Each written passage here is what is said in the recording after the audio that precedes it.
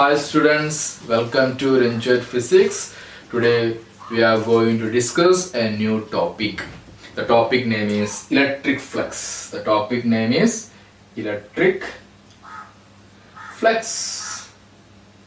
Okay, so it is represented by letter phi. For electric flux it is phi E. So today the topic is electric flux. It is represented by letter phi E. So before going to electric flux, we are going to study a new topic. It is called area vector. We are going to discuss about area vector.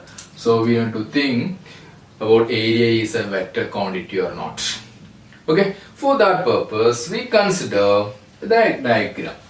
Okay, we consider a diagram. This is a diagram. This x-axis, y-axis and z-axis. Here I draw a square. Each side of a square is A and this is A, B, C, D. Okay, so we need to understand about area vector in the case of 2D and 3D. 3D surface is a closed surface. 3D surface is a closed surface, 2D is a open surfaces. Okay, so we consider the diagram here x, y, z axis, and here we consider a square. Okay, we consider a square. The side of the square is A and here square is A, B, C, D. Okay, here we will discuss the direction of area vector. The case of 2D surfaces and 3D surface, how we can take the direction of area vector.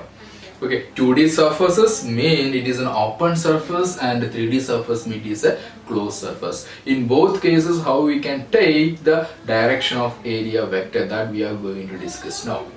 Okay, so here this is the case of a two dimension, that means it is a open surface or it's a plane surface. So it's a plane surface ABC is a square ABC. So we know that the area of a square is given by area of a square that is equal to side into side, that is side is A and side is A, so it is A into A, that is equal to A square. So we want to represent the form of vector, so this is area vector. Area vector we consider this is one on the side and this another side. The angle between these side is 90 degree. So I consider as a cross product of vectors, that is AB cross BC. Okay, we know that the cross product of two vector. So we know that A cross B is equal to magnitude of A, magnitude of B into sin theta. So the same way we can write here, that is equal to the magnitude of AB vector, magnitude of BC vector and sin theta. And what is the angle between the side AB and BC? AB and BC side is A, so it become A into A. What is the angle between AB and BC? That is equal to 90, so sin 90. So the area vector is equal to A into A sin 90. Sin 90 value is 1, so area vector is equal to A square. And also we know that A cross B is equal to R vector. So the direction of R is perpendicular. Direction of R is perpendicular to the plane contain A and B. So in the same way, the direction of this area is perpendicular to plane contain A, B and BC. So it may be in this direction, or it is inward direction. So we can represent is a form of positive Y z-axis and negative z-axis. So it may be k cap or A square minus k cap.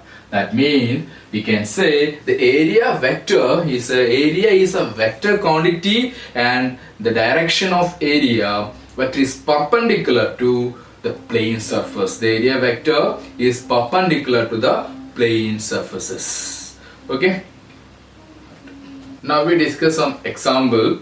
Okay, how to find the direction of area vector. So we consider axis. This is x, y, z axis. Here we consider rectangle. Okay, this is in the xz plane. So this is A, B, C, D, and length is L, and this is breadth. Okay, so this is the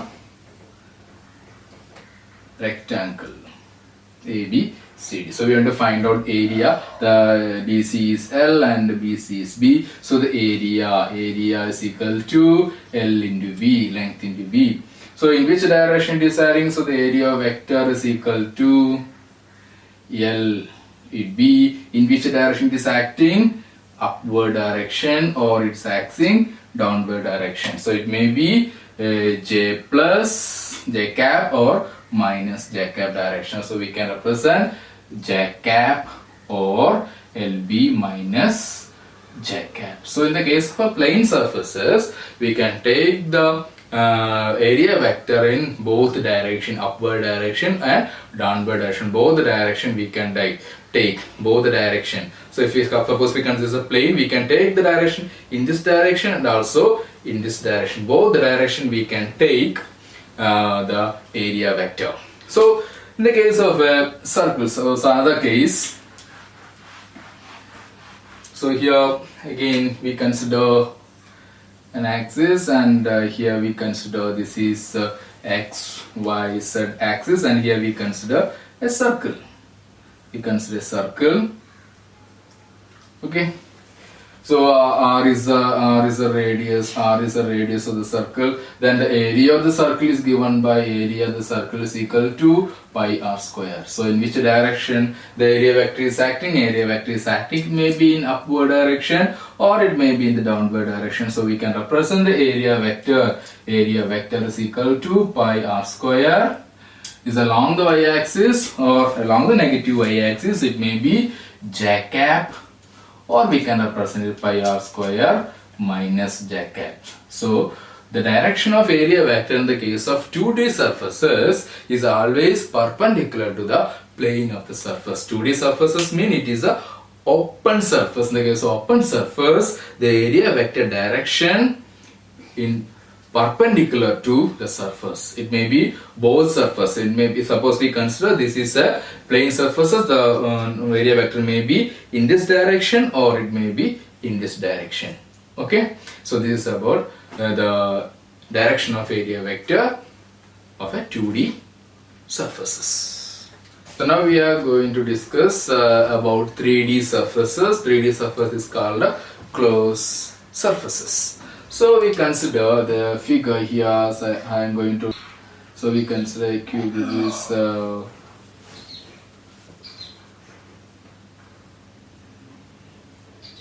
okay. So we consider cubic surface. All the sides area, the sides are same. So these are three-dimensional surfaces. So this is one area. Okay, and this is another area. And this is another area, and this is another area. Okay, so this is another part, other side.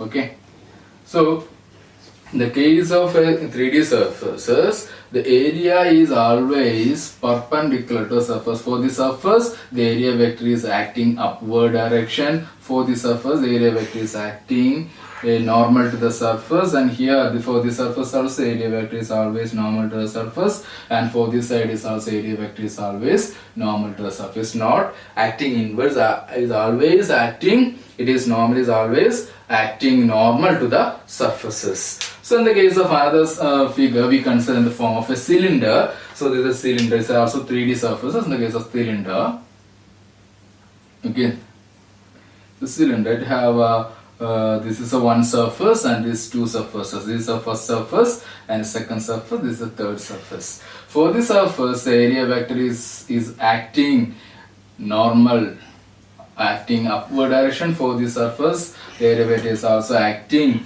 normal to the surface. For the surface, the area vector is acting in this direction, normal to the surface, and here also acting normal to the surface. So for 3D surfaces, okay, that means for a closed surface, the vector is outward normal. For 3D surfaces, the area vector is outwards normal.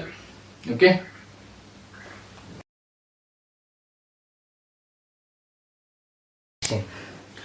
Now we are going to discuss about electric flux. We are going to discuss about electric flux. It is represented by letter phi E. E come because it is electric flux. Okay.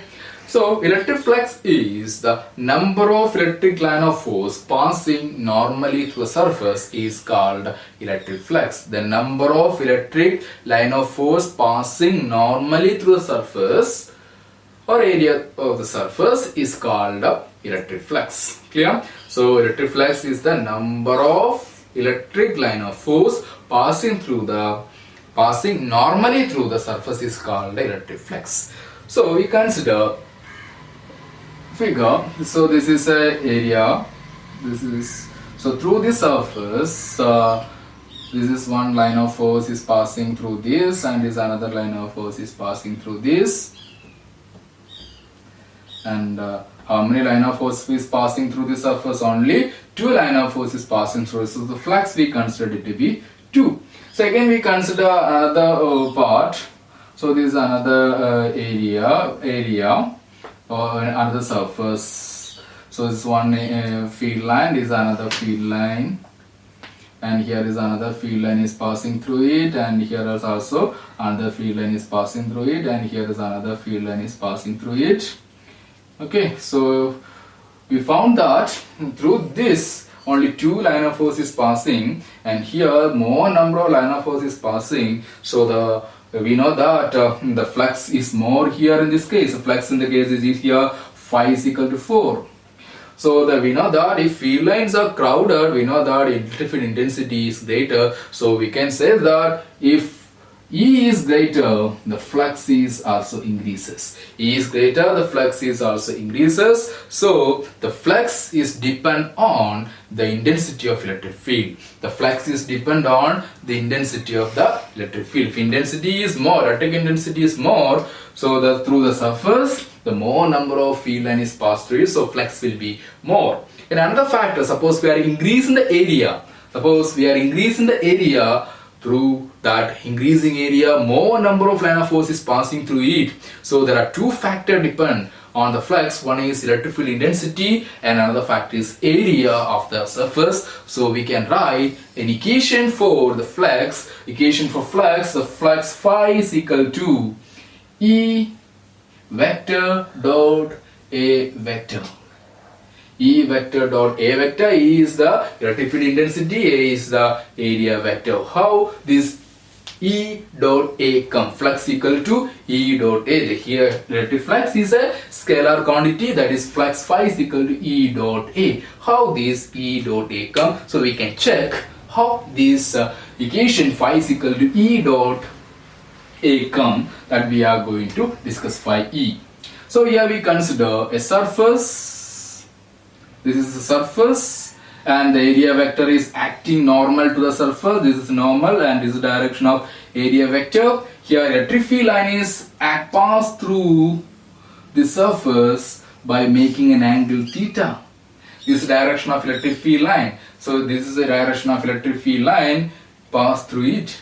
It's not acting, electric field line not moving normally, so it is moving and making an angle theta through the surface. So here we resolve E into two components. One is E cos theta, and another one is E sin theta. Here E cos theta is acting along the direction of the area vector, and E sin theta is acting in this direction. E sin theta is acting in this direction. So by the definition, what is flux? The electric flux is the number of field line passing normally to the surface is called flux. So the component of E vector is passing normally to the surface is E cos theta. So we can write the flux through the surface is, the flux is equal to E cos theta into A.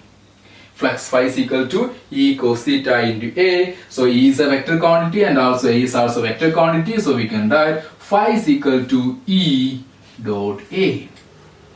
Phi is equal to E dot A. That's why the equation comes like this. Phi is equal to E dot A.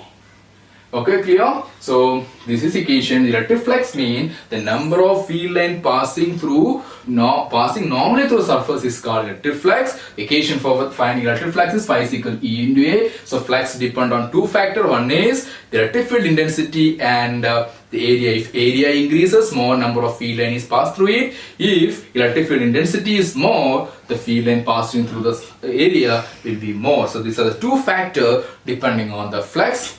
So we can write the flux is given by phi is equal to E dot A. Suppose we consider, here we consider A as a total area of the surface. Suppose we consider the electric field line is passing through a small area. So we consider a diagram like this, a diagram. So the direction of electric field line is in this direction. The direction of electric field, this is surface S. So the electric field line of force is acting in this direction. So we consider small area here. Small area, and normal to the surface, this is normal to the surface, and this is the direction of this small area ds. The direction of ds is in this direction. So this is the direction of electric field, and this angle is theta.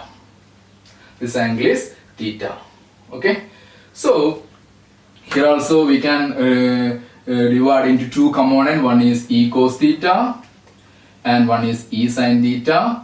So the flux through the small area, that is taken as d phi. The flux through the small area is given by E cos theta into ds. E cos theta into ds. So here we are discussing the electric flux. In the latter case we consider the flux through the total area. Area we consider is A. Suppose we consider a surface. The electric field line is passed to the surface.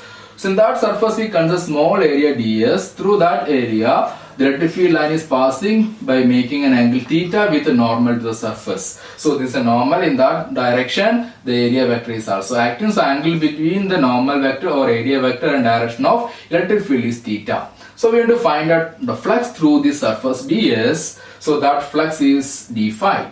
So here also we resolve E into two components, E cos theta and E sin theta. E cos theta will come the same direction of area vector, sin theta is in this direction. So we know that according to definition, electric flux is the number of field line passing normal to the surface. So normal to the surface, the electric field line component is E cos theta. So d phi is equal to E cos theta into ds, or otherwise we can write E ds cos theta, or d phi is equal to E vector dot ds vector.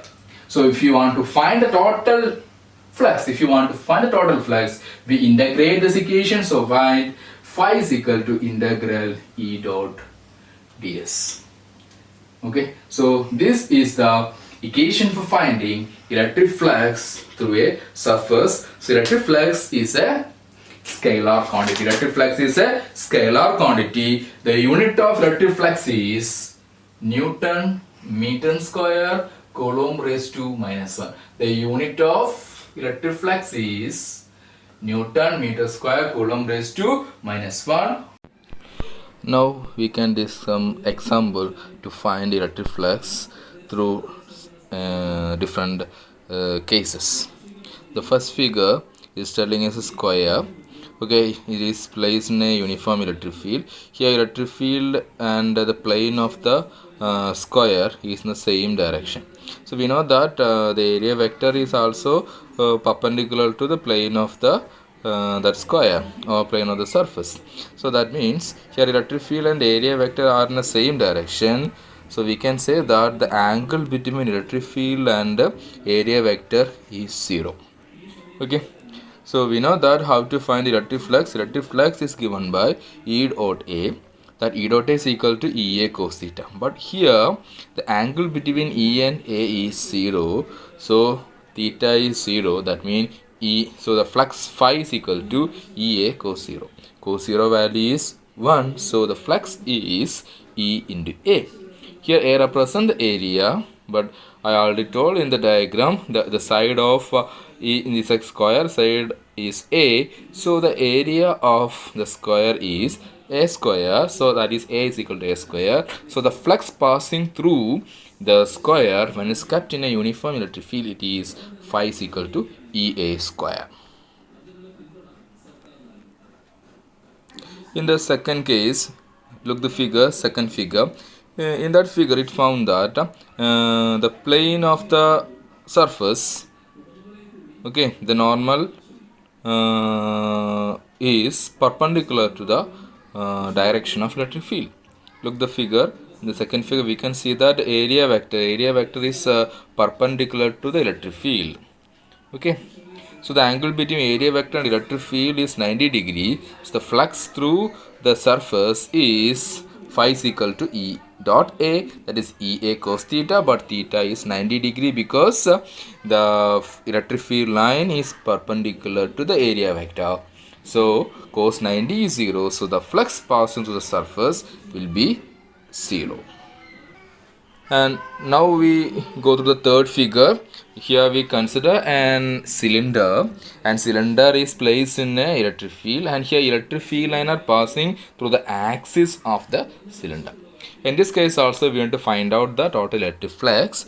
So we consider this cylinder in three parts. One is left side of the cylinder, right side of the cylinder, okay, and the curved surface of the cylinder. Okay, and we consider small area in the left side, right side, and the curved surface of the okay, curved surface of the cylinder.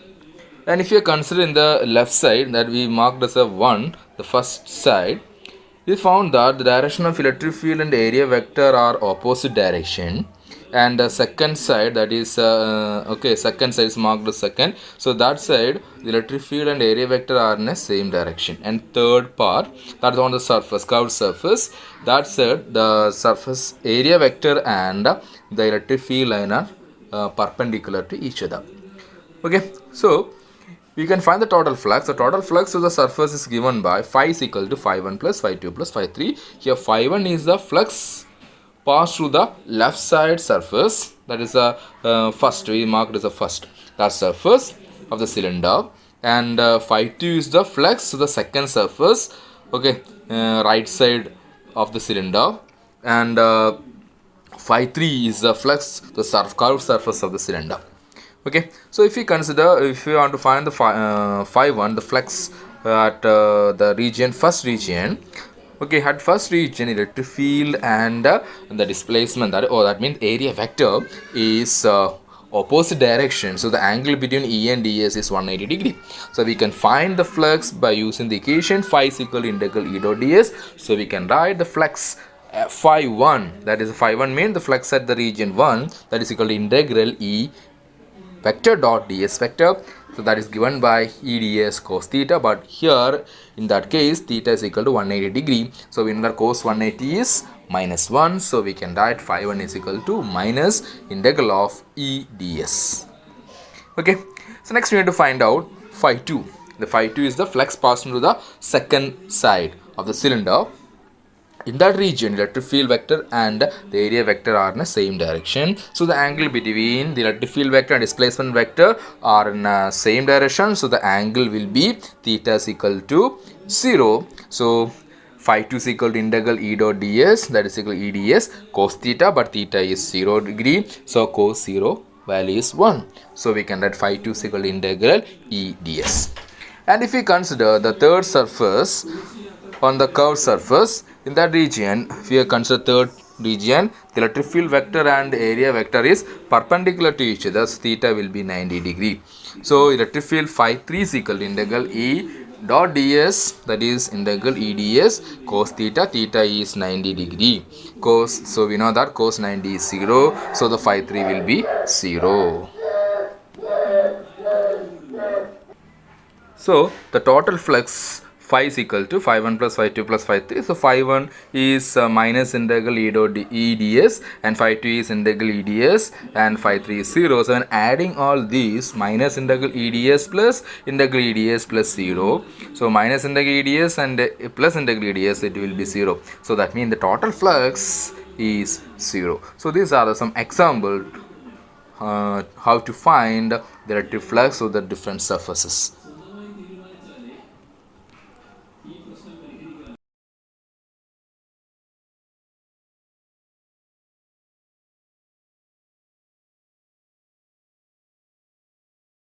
we are going to discuss about Gauss's law or Gauss's theorem. Okay, so Gauss's theorem, first we discuss the statement, after that we can discuss the proof of Gauss's law, or how we can find the flux through a surface. Okay, so the Gauss's law give the flux through a closed surface. Okay, so the statement is like this: Gauss's law state that, or this law state that the total flux through any closed surface, is 1 by epsilon 0 times the net charge enclosed by the closed surface. That is a Gauss's law. So Gauss's law give the total flux through a closed surface. The law state that the total flux through a closed surface is 1 by epsilon 0 times the net charge enclosed by the closed surface. So mathematically we can represent the flux equal to integral over, this is a closed integral over E dot ds, that is equal to Q net by epsilon 0. Q net is the total charge enclosed by the surface, and epsilon 0 we know that is a permittivity of a free space. So this is the Gauss's law. So now we are going to discuss the proof of Gauss's law. We are going to discuss proof of Gauss's law. So we consider a sphere.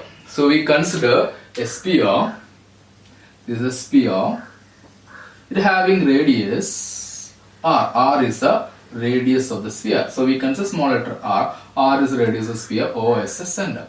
So we consider a sphere is having radius r and O as the center. At center we are keeping a charge q. So we need to find out the flux through the surface. Okay, so we consider a point on the surface. Okay, we consider small area on the surface. So we consider a point. That point on the surface, we consider the point is P. Okay, the point and distance are from the center of the sphere. So here we consider a small area. So this is a positive charge. So electric field line is always directed away from the surface, and we know that here the area vector is always acting outward direction. So we consider small area ds. So ds is also acting outward direction. Okay. So we are discussing the proof of Gauss's law. We consider a sphere. This is a sphere having radius r, or as a center. We kept a charge q, positive charge q at the center of a dipole. Okay, so we need to find out the total flux passed through the surface.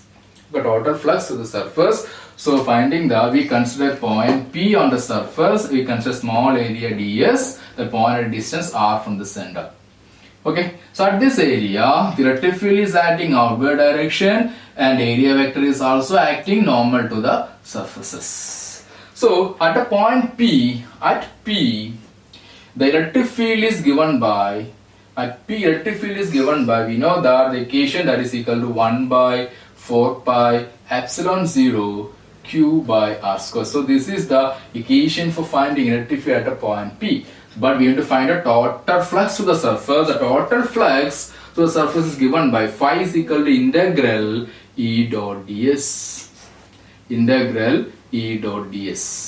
But here the electric field vector and ds vector is acting in the same direction. So we can write integral over E ds cos theta, but here E and ds are in the same direction, so theta is equal to 0 degree. So we get the flux phi is equal to integral E ds cos 0. Cos 0 value is 1, so we can write that is integral E ds.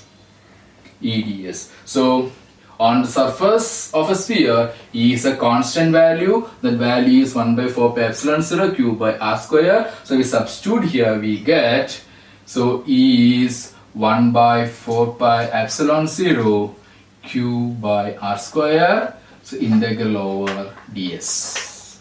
So ds is a small area of the sphere. So we have to find a total area. So we know that the total area of a sphere is 4 pi r square. So that is the total area of a sphere. So we substitute the value here. So we get the total flux. The total flux of the surface is given by phi is equal to 1 by 4 pi epsilon 0 q by r square into what is the integral ds? Integral ds is 4 pi r square. So here 4 pi will be cancelled, r square will be cancelled. What is the remaining? Phi is equal to q by epsilon 0. That means we prove the Gauss's law. That means the total flux through the sphere is 1 by epsilon 0 times the net charge enclosed by the surface. So we prove Gauss's law. So Gauss's law states that the total flux through a closed surface is 1 by epsilon 0 times the net charge enclosed by the surface. So this is the proof of Gauss's law.